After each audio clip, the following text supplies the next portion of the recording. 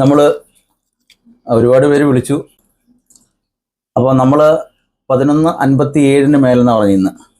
ശരിക്കും പറഞ്ഞാൽ അതിനകത്ത് വളരെ പോസിറ്റീവായൊരു വാർത്ത വന്നു. 11:57 മേളിൽ ഈ പറയുന്ന അർജുൻ സഞ്ചരിച്ചിരുന്ന വാഹനം കിടക്കുന്ന സ്ഥലം റഡാർ കണ്ടെത്തി എന്ന് പറഞ്ഞിട്ടൊരു വാർത്ത 12:20 വന്നു. അതൊരു വലിയ പോസിറ്റീവാണ്.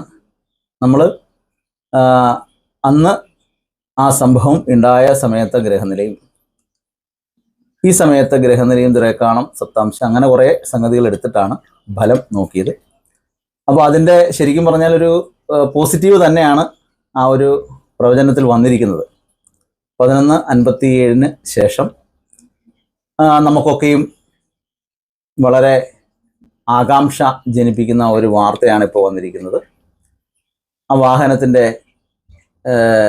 വാഹനത്തിൽ ഉണ്ടായിരുന്ന മൊബൈലിൻ്റെ സ്ഥാനവും, അതായത് അർജുൻ ഉപയോഗിച്ചിട്ടിരുന്ന മൊബൈലിൻ്റെ സ്ഥാനവും ഇപ്പോൾ ഈ റഡാറിൽ നിന്ന് കണ്ടെത്തിയ വിവരവും ഒന്ന് തന്നെയാണ്, ഒരേ സ്ഥലം തന്നെയാണ് കേന്ദ്രീകരിച്ചിരിക്കുന്നത്. അപ്പോൾ ഞാൻ പറഞ്ഞു, മുൻപുണ്ടായിരുന്ന സ്ഥലത്തിൻ്റെ കോണ്ടാശിയിലായിട്ട്. അപ്പം അത് നമുക്കെല്ലാവർക്കും നല്ലൊരു ശുഭ പ്രതീക്ഷ തരുന്നതാണ്. ശരിക്കും അയാളെ ജീവനോട് തന്നെ ലഭിക്കട്ടെ എന്നുള്ള പ്രാർത്ഥനയിലാണ് കേരളം. ശരിക്കും ഈ കാലാവസ്ഥ ഒരു വളരെ വലിയ ഘടകമാണ്. എന്നുവെച്ചാൽ 1-2 JCB കൊണ്ട് നീക്കാൻ പറ്റുന്ന മണ്ണല്ല അവിടെ ഇടിഞ്ഞിരിക്കുന്നത്. മഴ കെടുതി തന്നെയാണ് അവിടെ സംഭവിച്ചിരിക്കുന്നത്. അപ്പം അതിൻ്റെ 8 മീറ്ററോളം താഴ്ചയിലാണ് ഇപ്പോഴും ഈ വാഹനം ഉണ്ട് എന്ന് ഇപ്പോൾ ലേറ്റസ്റ്റ് ആയിട്ട് വന്ന ന്യൂസ്. ഇതിൽ നിന്നൊക്കെ ഹെവി ആയിട്ടുള്ള സംഗതിയാണ് കൊണ്ടുവന്നിരിക്കുന്നത്. ഏതാണ്ട് ഈ വാഹനത്തിൻ്റെ നീളം തന്നെ അവർ സ്ഥിരീകരിച്ച് കഴിഞ്ഞു എന്നാണ് പറയുന്നത്. അപ്പോൾ ശരിക്കും എന്തായാലും അയാളെ കണ്ടുകിട്ടട്ടെ. അപ്പോൾ അവിടെ ജലാംശവും പറയുന്നുണ്ടല്ലോ. അവിടെ ഈ ഒരു നമ്മൾ ഓരോ രാശികൾ നോക്കുമ്പോൾ ഷഷ്വതിയുടെയും ചന്ദ്രപതിയുടെയും ശാപം ഒരു രാശിയിലേക്ക് തന്നെ വരുമ്പോൾ അത് ജലാംശത്തിൽ തന്നെയാണല്ലോ. അപ്പോൾ ഇത് കരയ്ക്കായാലും ഇപ്പം വെള്ളത്തിൽ തന്നെ വെള്ളത്തിലായാലും വെള്ളത്തിൻ്റെ അംശം ഉണ്ടല്ലോ. അവിടെ ഒരു ഭൂചലനം നടന്ന സ്ഥലമല്ലേ. ഇപ്പോൾ പൂർണ്ണമായിട്ട് ജലാംശം ഉണ്ട് അവിടെ. അങ്ങനെ തന്നെയല്ല പ്രതീക്ഷിക്കാൻ പറ്റൂ.